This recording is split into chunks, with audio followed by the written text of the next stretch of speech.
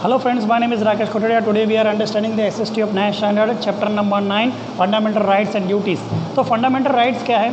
जो इन देश के इंसानों को बचपन से ही जन्म के साथ ही जो ऐसे अधिकार मिल जाते हैं उसको फंडामेंटल राइट्स कहते हैं। और फंडामेंटल ड्यूटीज़ क्या है? जन्म से ही जैसे जैसे इंसान बड़ा होता है उसको ये ड्यूटीज़ देश के प्रति निभानी पड़ती है। तो फंडामेंटल राइट्स और ड्यूटी दोनों एक साथ में आते हैं। अगर आपको फंडामेंटल राइट्स चाहिए जो जन्म से ही इस देश के अधिकार आपको दिए गए, तो इसके लिए आपको फंडामेंटल ड्यूटीज़ फॉलो करनी पड़ती है। अगर आप फंडामेंटल ड्यूटीज़ ठीक से फॉलो करते हो तो फंडामेंटल राइट्स मिल जाते हैं। ठीक है, तो हमें सबसे पहले फंडामेंटल राइट्स से पहले सबसे पहले हमें ह्यूमन राइट्स के बारे में समझना पड़ेगा। तो ह्यूमन राइट्स क्या है? पूरे वर्ल्ड में हर इंसान को ऐसे राइट्स दिए गए जिसको ह्यूमन राइट्स कहा जाता है। दुनिया के सब देशों को अपने सब इंसानों को, सब सिटीजन को ये राइट्स देने ही पड़ते हैं। तो ये ह्यूमन राइट्स है। तो ह्यूमन राइट्स क्या है? तो बेसिक राइट्स है। कौन से?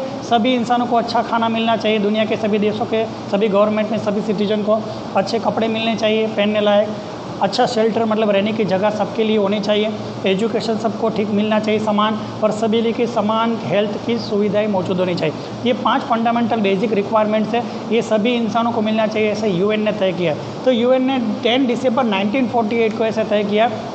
तो 10 दिसंबर 1948 को ह्यूमन राइट्स डे तरीके से सेलिब्रेट किया जाता है। तो क्या हमारे देश में ये सब राइट है? हाँ, ये सब राइट्स पब्लिक को दिए गए, लेकिन उनका नाम चेंज कर दिया है। उनका नाम कर दिया है फंडामेंटल राइट्स। तो 6 तरीके के फंडामेंटल राइट्स इंडियन गवर्नमेंट ने, इंडियन कॉन्स्टिट्यूशन ने सब लोगों को दिए हुए। तो ये सब लोगों को जो फंडामेंटल राइट्स दिए गए, तो ऐसे ही 11 फंडामेंटल ड्यूटीज़ भी दिए गए। तो 11 फंडामेंटल ड्यूटीज़ अगर आप करते हो तो 6 फंडामेंटल राइट्स आपको मिलते हैं। तो कौन कौन से फंडामेंटल राइट्स से हम समझते हैं? पहला है राइट टू इक्वलिटी। तो मतलब इक्वल प्रोटेक्शन फ्रॉम लॉ। सभी लोगों को, सभी सिटीजन को, सबको लॉ के सामने मतलब कायदे के सामने समान माना जाएगा। चाहे गरीब से गरीब इंसान हो या देश का प्राइम मिनिस्टर हो, सबके लिए रूल समान रहेंगे। सबको एक ही शिक्षा मिलेगी, सबको एक ही पनिशमेंट मिलेगी, सबको एक ही फाइन भरना पड़ेगा। चाहे छोटा इंसान हो या पीएम हो, सबके लिए समान रूल। तो इक्वलिटी बिफोर लॉ। ठीक है, तो पब्लिक प्रॉपर्टी को समान रूप से बांटा जाए। कोई पैसे वाला हो तो उसको ज़्यादा पब्लिक प्रॉपर्टी, गार्डन, बगीचे, रेलवे उनकी ज़्यादा इस्तेमाल करना पड़ेगा, और गरीब है तो नहीं कर सकता। ऐसा नहीं, पब्लिक प्रॉपर्टी हर धर्म के लिए, हर जाति के लिए, हर एज के लिए समान रूप से उपलब्ध रहनी चाहिए। ये राइट टू इक्वलिटी है। इक्वल पे, अगर कोई जगह पे काम करता हो तो कम रिस्की काम है तो कम सैलरी, तो सबको कम। अगर ज़्यादा रिस्की काम है तो किसी को ज़्यादा सैलरी, किसी को कम नहीं, सबको ज़्यादा समान सैलरी। तो सैलरी समान, पब्लिक प्रॉपर्टी समान, रूल कायदे कानून के सामने सब समान हो। कोई भी इंसान हो, कोई भी धर्म का हो, कोई भी जाति का हो, कोई भी पोस्ट का हो, सबको समान ट्रीटमेंट मिलती है, उसको राइट टू इक्वलिटी कहते हैं। तो ऐसा इंडिया में दिया गया है। दूसरा राइट है राइट टू फ्रीडम। फ्रीडम मतलब देश आज़ाद हुआ तो हमें फ्रीडम मिली, और 6 प्रकार की फ्रीडम मिली हुई है। ये 6 प्रकार की फ्रीडम हम तभी इस्तेमाल करते हैं जब दूसरे की फ्रीडम टूटे नहीं। जैसे कि मुझे कुछ भी बोलने का अधिकार है, लेकिन मैं कुछ भी बोलूँ तो सामने से किसी को वो रूल टूटना नहीं चाहिए कि मेरी बोलने की वजह से उसको नुकसान हो। तो मैं तभी राइट टू फ्रीडम कर सकता हूँ जब दूसरों को प्रॉब्लम ना हो।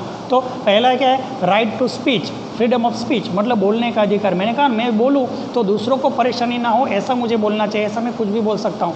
तो फ्रीडम ऑफ स्पीच।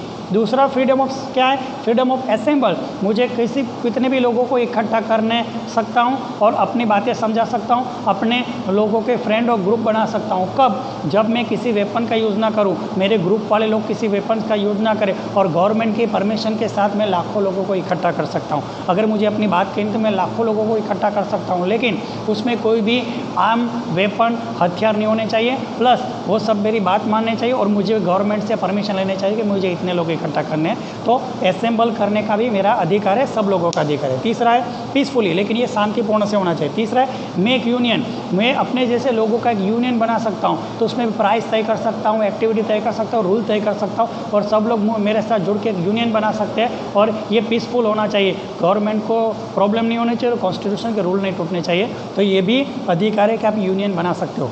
चौथा है मूव फ्रीली, मतलब मैं गुजरात में से पंजाब में, पंजाब में से मद्रास में से मैं वेस्टर्न स्टेट्स में जा सकता हूँ, ईस्टर्न स्टेट्स में जाता हूँ, कहीं से भी मैं जा सकता हूँ, कोई मुझे रोक नहीं सकता। अगर रोके तो ये रूल टूटता है, freedom of right to freedom. तो इसकी वजह से मैं सुप्रीम कोर्ट में डायरेक्ट अपील कर सकता हूँ। ठीक है।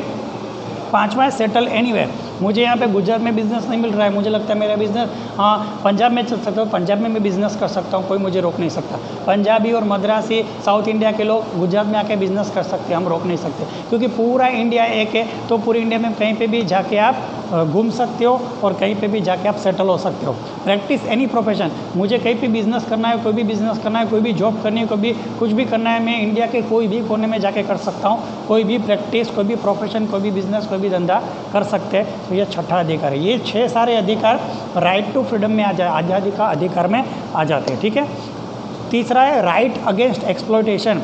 आपका अगर एक्सप्लॉयटेशन मतलब शोषण होता हो तो शोषण के खिलाफ आवाज़ उठा सकते हो। अगर आपको लगे कि आपके फ्रेंड या कोई रिलेटिव के साथ शोषण हो रहा है तो उसके खिलाफ आवाज़ उठा सकते हो। तो किस तरह से कि फोर्स लेबर, ज़बरदस्ती इंसान को जो काम करना है उसके अलावा दूसरा काम बताया जाता है, एक्स्ट्रा काम कराने के लिए मजबूर किया जाता है, जो उसके वर्क में, जॉब में और उसमें है ही नहीं, फिर भी उसको फोर्सफुली कराया जाता है, तो एक्सप्लॉयटेशन है।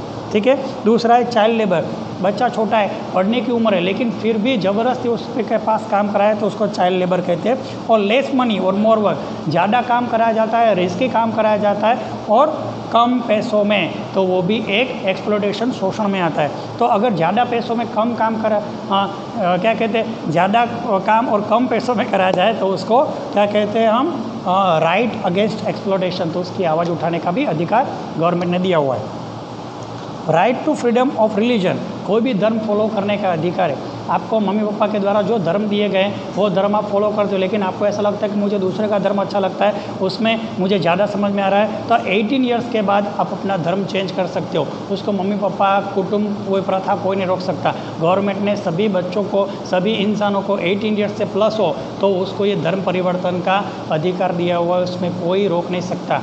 गवर्नमेंट पूरा सपोर्ट करती है ये सिस्टम को। तो चाहे आप 40 साल के हो, उसके बाद में धर्म चेंज करना हो तो कभी भी आप धर्म चेंज कर सकते हो, उसमें कोई रुकावट नहीं है, पूरा एक राइट है।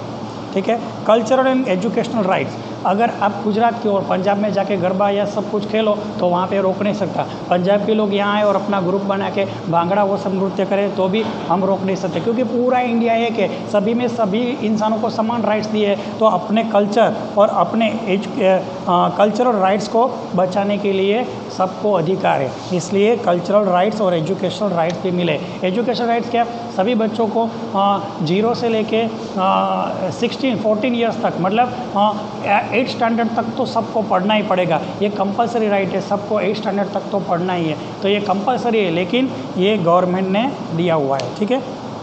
6 है राइट टू कॉन्स्टिट्यूशनल रेमेडीज़। तो ठीक है, 5 राइट्स सबको मिल गए, आज़ादी, बोलने की आज़ादी, घूमने की आज़ादी, बिजनेस की आज़ादी, रिलीजन, धर्म फॉलो करने की आज़ादी, लेकिन ये सब आज़ादी मिली हुई है, ये सभी राइट्स मिले हुए हैं, लेकिन जब भी मैं यूज़ करने जाता हूँ सब लोग मुझे रोकते हैं और मुझे करने नहीं मिलता। तो ऐसा कौन सा राइट है जो मुझे मदद करे? तो ये छठा राइट्स भी गवर्नमेंट ने, मतलब कॉन्स्टिट्यूशन में लिखा है कि अगर कोई आपको राइट्स नहीं मिलता तो राइट्स प्राप्त करने का भी एक राइट है कि मैं किस राइट से अपने राइट्स प्राप्त करूं, तो इसको कॉन्स्टिट्यूशनल रेमेडीज़ कहते हैं। अगर कहीं पे कुछ भी ऐसी चीज़ हुई जो मैं अपने राइट्स फॉलो करना चाहता हूं, लेकिन दूसरों के राइट्स की वजह से मेरे राइट्स में प्रॉब्लम आ रहा है और मेरा राइट एकदम सही है, तो कॉन्स्टिट्यूशनल रेमेडीज़ में जाके सुप्रीम कोर्ट में दखल करके सारा सॉल्यूशन करती है और कॉन्स्टिट्यूशन को नए रूल्स बनाने पड़ते हैं। तो इसको सोल ऑफ कॉन्स्टिट्यूशन, कॉन्स्टिट्यूशन में भी चेंज किया जा सकता है, कॉन्स्टिट्यूशन में भी अपने राइट्स की नई नई संभावना, नए नए चेंजेस करने का जो राइट है वो सोल ऑफ कॉन्स्टिट्यूशन, मतलब बंधारण की आत्मा कहा गया है। ठीक है। लेकिन इमरजेंसी के टाइम, इमरजेंसी कब होती है आपको मालूम है? जब युद्ध हो जाता है दूसरे कंट्री के साथ, तो प्रेसिडेंट इमरजेंसी लगा देते हैं, इसमें आपको ये 6 में से एक भी राइट नहीं मिलते। दूसरा, देश के अंदर ही गृह युद्ध हो जाए, अंदर के लोग ही गवर्नमेंट का विरोध करने लगे और लाखों लोग पब्लिक गवर्नमेंट के खिलाफ हो जाए तो उसको गृह युद्ध कहते हैं। इसमें भी गवर्नमेंट इमरजेंसी लगा देती है और पूरा कंट्रोल कर देती है। ठीक है, उसमें आपके राइट्स नहीं चलते। और फाइनेंशियल इमरजेंसी, मतलब पैसों का दाम इतना गिर गया है, इतना गिर गया, रुपयों का भाव इतना कि आप कुछ भी परचेस नहीं कर पाते हो, इतनी महंगाई बढ़ गई है कि पैसों की कोई वैल्यू नहीं रही, तो उसको फाइनेंशियल इमरजेंसी कहते हैं। जब ऐसी इमरजेंसी आती है तो आपके 6 राइट्स काम में नहीं करते। तो इस तरह से नेक्स्ट वीडियो जो बनेगा वो फंडामेंटल ड्यूटीज़ के बारे में बढ़ेगा। तो अगर आपको ये वीडियो अच्छा लगा हो तो रिवाइंड करके आप देख लो, कुछ भी ना समझ में आया हो, और नेक्स्ट वीडियो जो बनेगा फंडामेंटल ड्यूटीज़ के बारे में बनेगा। सुनने के लिए थैंक यू। जय गुरुदेव।